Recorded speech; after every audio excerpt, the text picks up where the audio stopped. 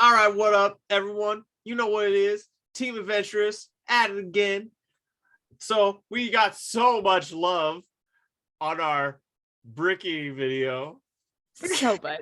That we figured we'd react to some more 40k content from a different creator. And real talk though, I actually really like this creator. Luetin is a G when it comes to deep dives into lore. And I haven't watched some of his content for a minute. So yeah, we're gonna dive into this. But I want to first introduce my buddy Owen here. Owen, tell him what it is. Hey, I'm Lord Lionel over on Twitch. You guys can come check me out. I'm a positivity streamer, and I'm a big supporter of my little brother Zack and all his book doings. My doings. Yes. Such as Bricky's mom. I don't quite understand the reference, but I'm glad you guys find that so amusing. Dude, when we did our so Bricky is another 40k content creator, and we watched one of his videos on request from a fan of the channel, and it ended up becoming the roast of Bricky just because I was in a mood that day, and nothing against Bricky. I actually think he makes good content, and he seems like a chill dude. We were just having a laugh at his expense. Sounds fair. The occupational hazard of being an internet personality, man. Yeah, plus like your mom jokes, they're like potato chips. Exactly. No, you can't just have one. Exactly. So that's fair. All right, let's get into it.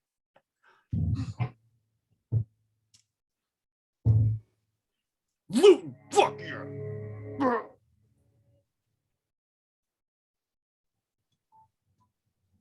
And the grim darkness of the future. There's only wall. This is a right proper wall. Yes. Do not know the truth behind what they consume. For many, find their sanity overwhelmed by the necessity of our great work. See that, man? This is one of the things I love about Luetin. The production quality. He fucking takes Luetin's content is better than my content is ever gonna be. I'm not even gonna lie. His content is top tier. Like, this is almost equivalent to a movie. Yeah. Mm-hmm. Yeah. Almost too melodramatic, but it's fucking 40k, so. Yeah.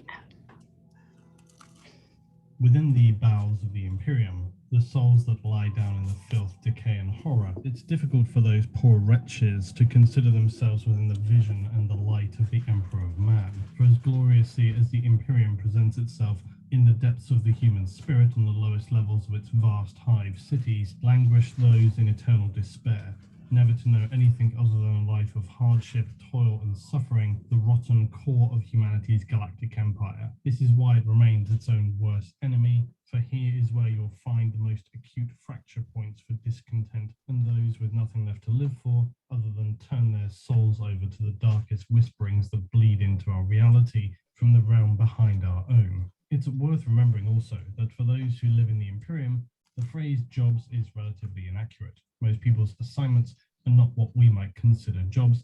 They're more worker assignments. This, though, is of course dependent on the world you find yourself upon. For there are those within realms such as Ultramar where degrees of independence are far more commonplace. Another aspect I've spoken to before is that within the Imperium there is no standardized currency system in the sense of a currency used by all, including ordinary citizenry anyway.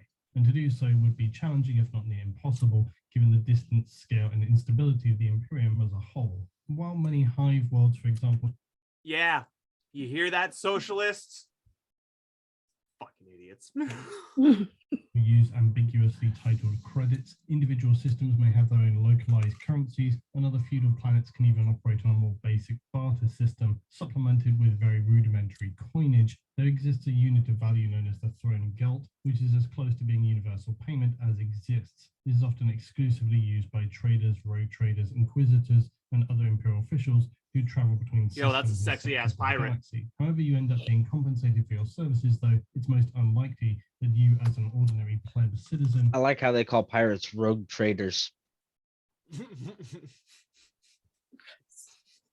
Hey, man. Well, hey. In the spicy capitalism of the grim dark future, there is no piracy, only very effective merchants.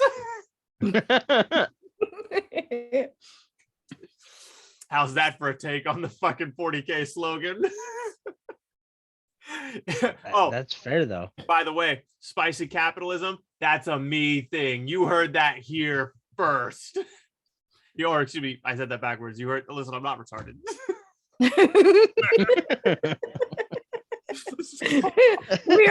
we are idiot savants. On most worlds, there is little of any education beyond the basic laws to follow and how to operate machinery. Most people live with passed down knowledge on how to survive as a human in the most basic sense. And those humans in the eyes of the Imperium are merely flesh matter. They are unimportant dust motes in the grand scale of the Imperium, and you are as much a raw material asset to the Imperium as much as is ore, ammunition, or other consumables. So now let us continue to explore the true horror. So yeah, late stage communism. And by that, and by late stage, I mean like any level of it. And communism only really looks good on paper. Well, yeah. That's something you hear people say a lot, but when you actually apply any level of critical thought, it starts to not even look good on paper, because it runs contrary to so many well understood economic principles and principles of human psychology. One of the fundamental reasons that communism and socialism can never work at a large scale, or any scale enforced by the government really, is because it completely ignores the fact that hierarchies form naturally. And let me fucking pause the recording. God damn it. Fucking phone call. Pause. All right, folks. Sorry about that interruption, but you didn't even notice it really. So You don't know. We could have had a really, really epic intermission. we could have had a giant fucking orgy with Lanesh and Blackjack and hookers. I'm down for that. You had me at Slanesh. Yeah.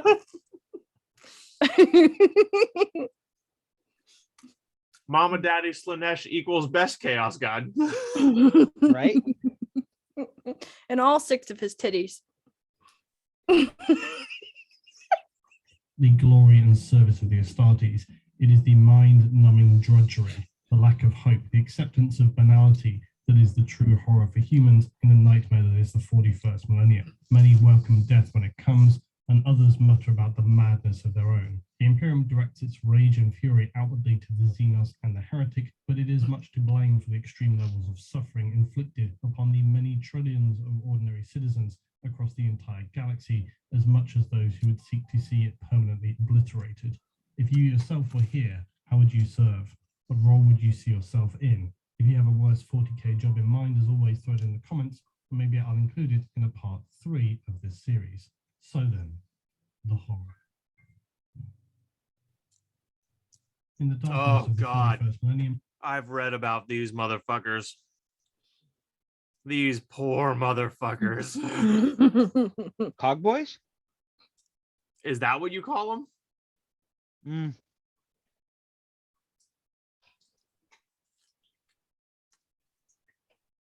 Yes and no.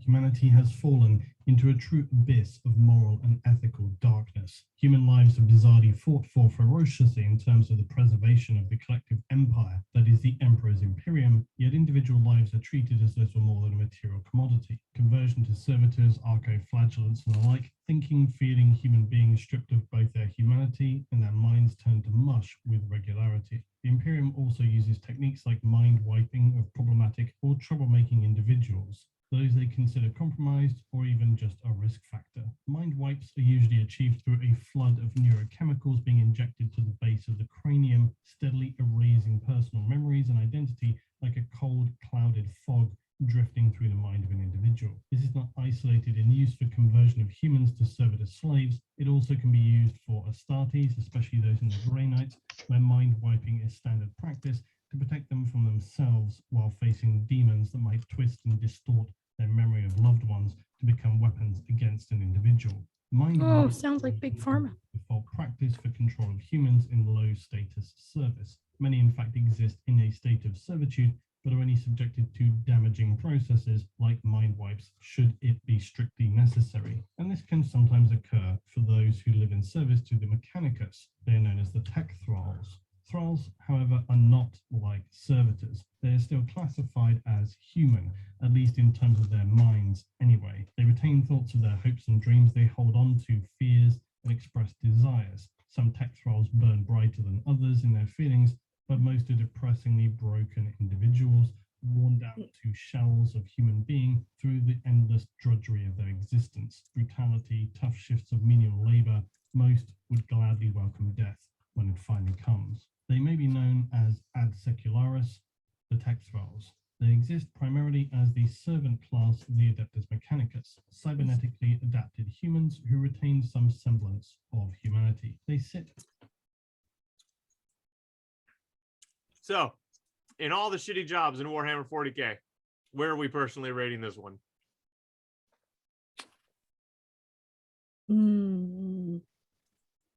That's got to be probably an easy 3 or 2. Oh no, I disagree. If we're talking like 1 being the worst, 10 being the best, I think Tech Thrall's probably a 5 or a 6. Maybe. I think it's minimum of 3, but that's because they retain their sanity. Well, see, my thing is in 40k, you're one of untold trillions. Your odds of being like a ditch digger on some fucking polluted ice ball of suffering and death is like decent. So like to end up as like a cybernetic tech boy, it's not too bad, relatively speaking. Well, they become a cybernetic tech boy that has to go dig those ditches on said planets because they suffer less from the poison or the horrible atmosphere.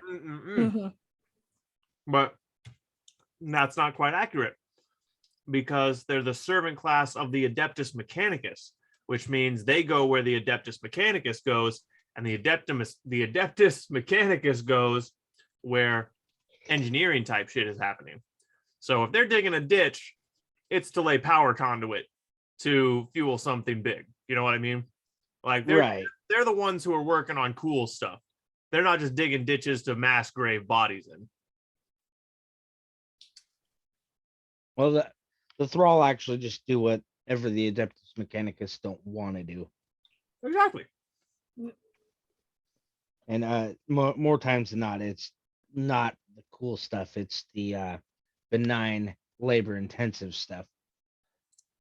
All the menial shit. Still better than digging an ice trench to put bodies in. Just above servitors in ranking, but far below all others. They were adapted by the Mechanicus to ensure they remain both obedient and efficient, and while their humanity is left more intact than that of a servitor's conversion, where servitors are effectively brain dead and merely motorized flesh matter, it's entirely debatable as to whether this is in fact a more humane fate than that of the adaptation and subsequent assignments, which mean becoming a tech thrall, where your life is all but consigned to oblivion, yet left within your shell are the last threads of your humanity, screaming from the inside out. In the eyes of the Mechanicus, however, they are simply a necessary adaptation. Any subject is suitable, although often they select the most disposable individuals, troublemakers, deserters, prisoners, condemned criminals, and the like, although it should be noted that those selected for the role of a tech thrall may equally hail from just ordinary citizenry when needs must. Humans selected for conversion will be augmented with basic cybernetics. Commonly, this involves limb removal and degrees of exoskeletal reinforcement to enable workers to then carry heavy loads and operate large-scale machinery and other industrial tasks. They also may be subjected to relatively low-tech optical and other interface adaptation. Lastly, there may be some cranial surgery where some mind erasure can take place for the most troublesome or offensive individuals. The thrall class of human will obey any order given by the Mechanicus or other imperial authority. They are in effect drones, but while much of their humanity is stripped away, they do still attempt to retain something or some semblance of a society within themselves, or as much as it can be classified as such. It may seem that to a degree they are not far away from the levels of subjugation inflicted upon ordinary citizens of the Imperium, but thralls exist in fact barely above servitors. They just have the unfortunate terminal torture of being very aware of it. Thralls were originally created by Mechanicum out of necessity, and this development occurred during the period of imperial expansion known as the Great Crusade, culminating in the Horus Heresy. It's unclear as to why, but for whatever reason, they became an intense need for something slightly above servitors, which used formerly human biological matter, and after effectively lobotomization of a subject, servitors became a bio-cybernetic component system. Thralls are more akin to straight cyborgs. Their consciousness and memory are generally not extinguished before being processed into their new form. The conversion process to tech thralls is a fate for many of a Forge World's population, should they prove substandard in their duties or commit some other transgression against members of the Mechanicus. And the Mechanicus hate wasting things.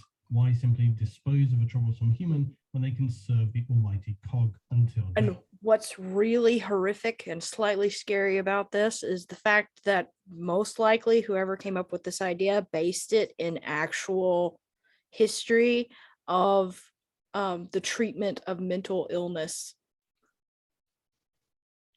Oh.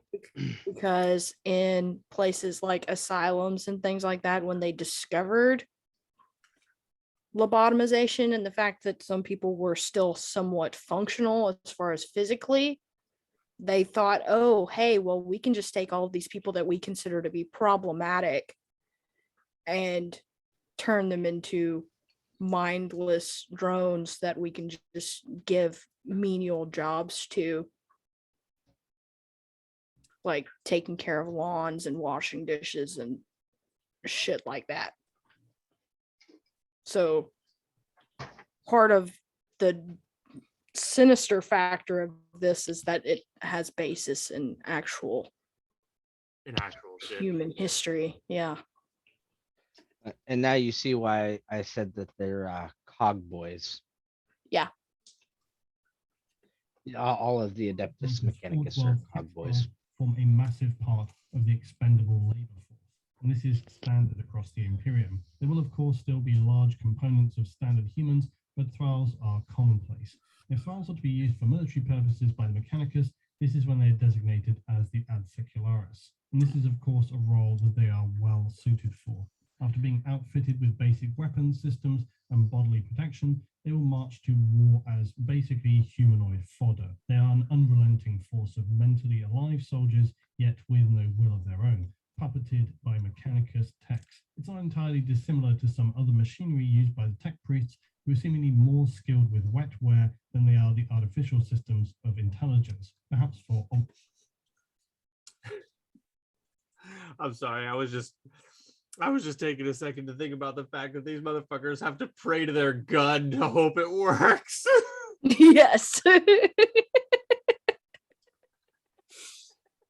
Oh, Bolter. Oh, holiest Bolter. Please fucking fire today. Oh my God. Could it be that someone got the idea for that from, you know, how sometimes when people have problems starting their car and the person is sitting there and they're like, oh, please, come on, you can do it.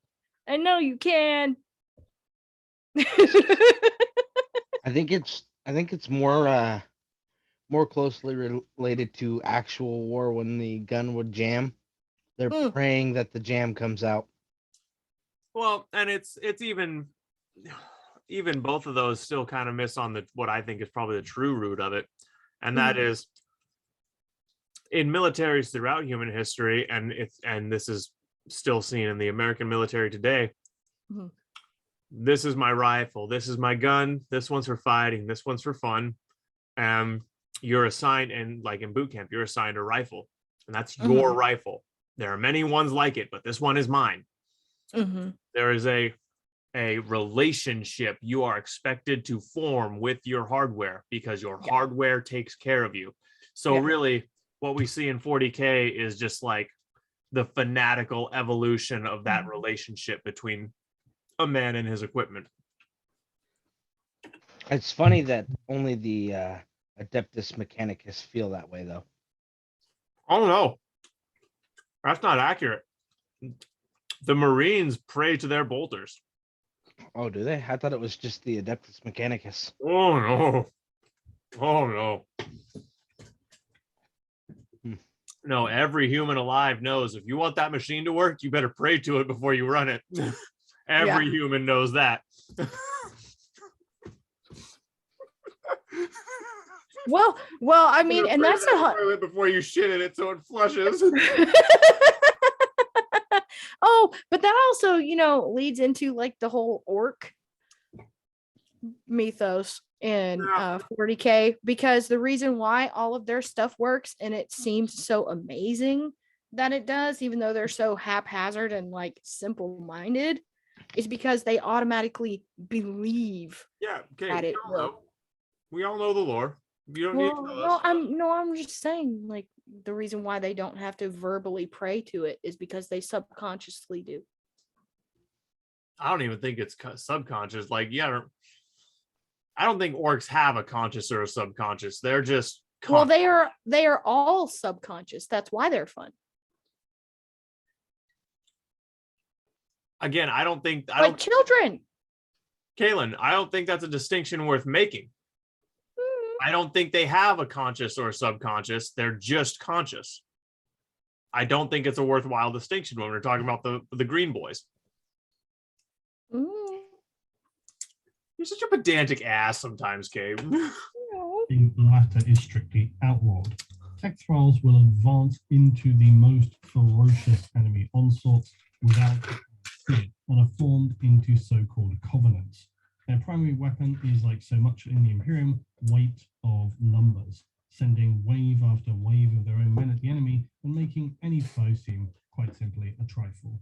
Thralls are, unfortunately for them, just as susceptible to injury as any guardsmen, except they have the additional misery of being very dulled externally in response to their injuries. Internally, it's likely a sliding scale of just how much or how little individual thralls actually feel. For some, it's perhaps akin to being a servant of the plague god, whereby any injury barely registers in terms of pain. For other thralls who perhaps still burn bright in the mind, but lack will of their own, it's going to be comparable to awakening during surgery, but remaining trapped in an unresponsive body. All of this, of course, irrelevant to the machine god. Flesh will be torn away, but knowledge must remain eternal.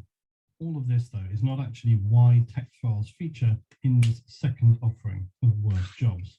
The reasoning for their inclusion is that no matter their service record, longevity, or otherwise general usefulness, the ultimate fate of any tech thrall or ad secularis is to be recycled into servitor components. Their automatic implants will be harvested for continued use. There is no hope for them other than remaining a defective, inferior being in the eyes of the Mechanicus and general humanity. They exist as the condemned and the despised.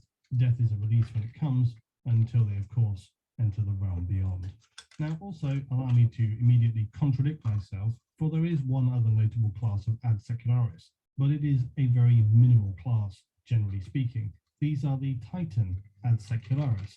Can you guess to which role they're assigned?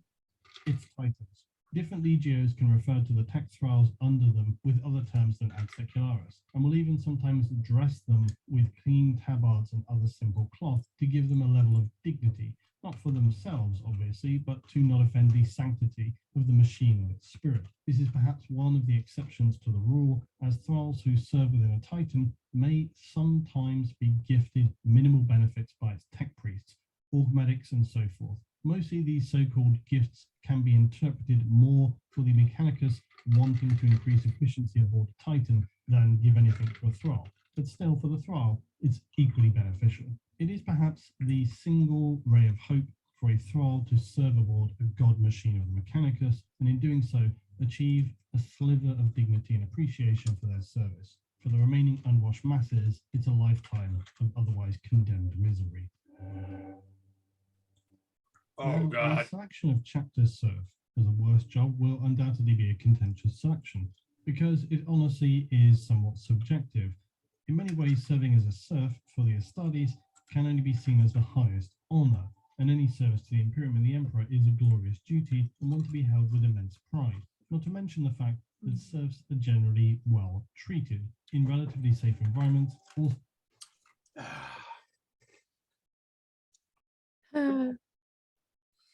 So educated above ordinary humans who live miserable, trudging lives in whole cities around pollution, disease, crime, and most often abominable conditions. Serfs, on the other hand, will live within chapter monasteries of Astartes, surrounded by glorious sculptures, artisan works, and of course on a daily basis serve firsthand those who are the descendants of the emperor himself, in a manner of speaking, give me a break.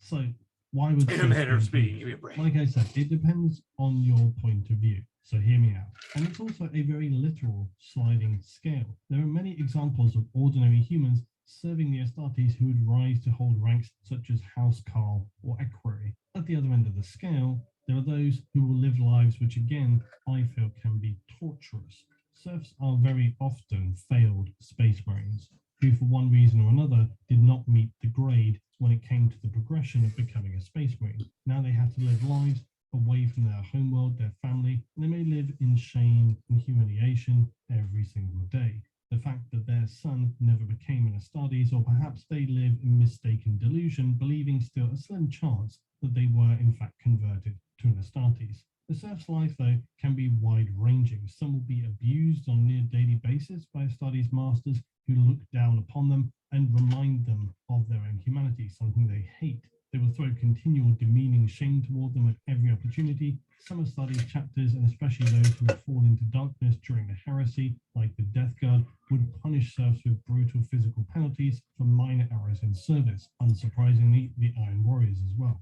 But for many serfs, the daily existence of being permanently reminded of their failures, yet simultaneously knowing they must continue to serve the Emperor, is something of a bizarre torture. Yes, they are rewarded by the mere ability and glory of serving the Astartes, but the continual personal humiliation of knowing they just lost out or they didn't make the cut never ceases to burn inside. Some serfs, though, will make actual close friendships and bonds with the more reasonable and forward-thinking Astartes chapters. For those, though, that lean toward the edge of acceptable practices, existence as a serf can be a daily trial for survival, punctuated with broken limbs and other intolerable punishments. Like so many things, it's subjective and relative. All humans position their outlook from their own place relative to others, and while it's easy to say, well, look at that poor sap cleaning the drains from a toxic spill in a hive basement, sure, a serf has it better comparably. For a serf, though, such thoughts will be a cold comfort, while their Astartes master is belittling them for the thousandth time, being made to endure some long-lasting physical trial to prove their continued worth and any other daily misery that they may have to endure. For serfs who find themselves in that position, suddenly the life of an agricultural worker might seem quite appealing. Is a chapter serf a worse job?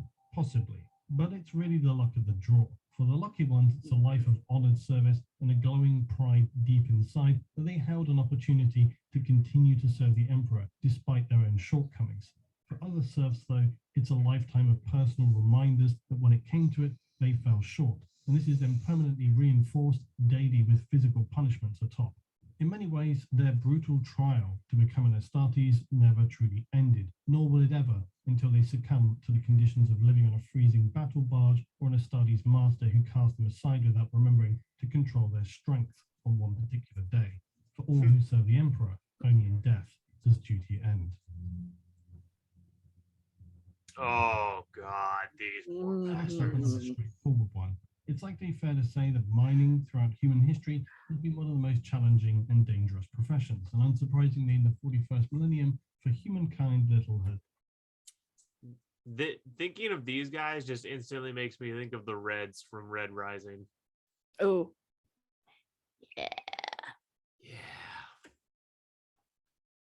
Changed. Of course, for some planets in the Imperium, this means actual cities being built underground. Such are the scale of the operations. This means that for many, a lifetime will pass by without ever having seen the light of the surface again. The concept of day and night will no longer exist as they live in a permanent state of darkness. Safety measures will be variable at best, and again, like most things, it likely depends on the kind of overseeing governorship you're working under. For planets within realms like Ultramar, the chances of having basic equipment are going to be better than that of a backwater planet with a tyrannical governor who cares about quotas and coins. Imperial miners are condemned to a life underground, as any exposure to the outside world with the light will be detrimental to their vision. Their lives underground, even with respirators, will ensure they spend their earliest days breathing in air saturated with fine particles, leading to many respiratory illnesses and other complications in life, meaning high mortality rates in the populace. Of course,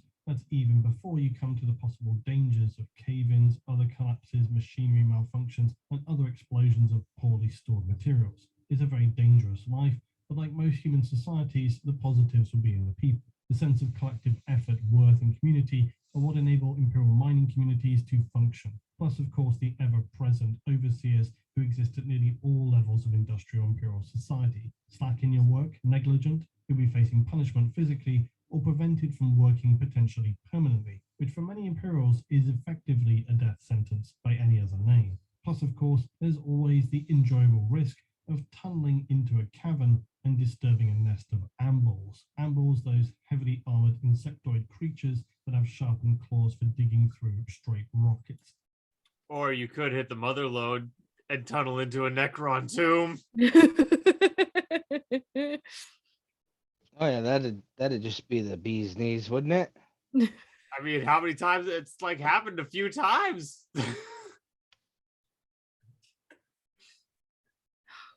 Yeah, it just doesn't Why not? sound very pleasant. No, it doesn't. Of No. all the motherfuckers in 40k, the Necron, I think there's two categories of fuckers that I would not want to fuck with the most. And it's actually, you know what, it's three. It's the Necron, Chaos, and the Dark Eldar. Those are the three where I'm just like, nope, me as far away from those motherfuckers as humanly fucking possible. I'll take my chances with the fucking orcs or the goddamn Tyranids. Fucking no thank you. Yeah. The No. fucking Chaos. You would fuck with the dread pageant? Remind me what the Dread Pageant is. The worshippers of Slaanesh. That's Chaos. Oh, okay. Then I'm not used to hearing them as chaos. I'm used to dread Yeah, pageant. all those motherfuckers from the war, all those motherfuckers who are out there worshiping the demon boys, all of those cocksuckers are collectively Chaos. Obviously impale and bisect any prey they track and come across. Ambuls are powerful monstrosities who have reached the peak of evolution through survival in the harshest of environments. Plus, for the workers of mining planets, they also have a taste that can't be beat. Delicious ambul. Rare plants of Titan, known as Psi Titans, or a special 2-minute warning. class of Titan used within the Imperium's Collegia Titanica, known as the Ordo Sinister.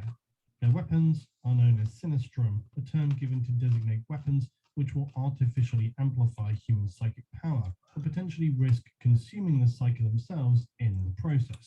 The Emperor had used such things during the Unification Wars with enslaved psychic covens, and of course now does so on a daily basis for himself. The key to a Psi Titan is its so-called Syracrux anima, and this is the piece of technology that enables one of the worst jobs for a psyker to be assigned to. Although it's not far off serving as a battery for the Emperor, but at least in doing that, there is some spiritual glory to be held, or at least those who serve the Emperor console themselves by telling this half-truth. Unlike a standard Titan, Psi Titans contain psykers surgically locked into the machine itself. These psykers are believed to have been placed within these Titans either as punishment for crimes against the Imperium or at their own behest to allow them to become part of something more and help alleviate their own personal torments. Either way, psychic slaves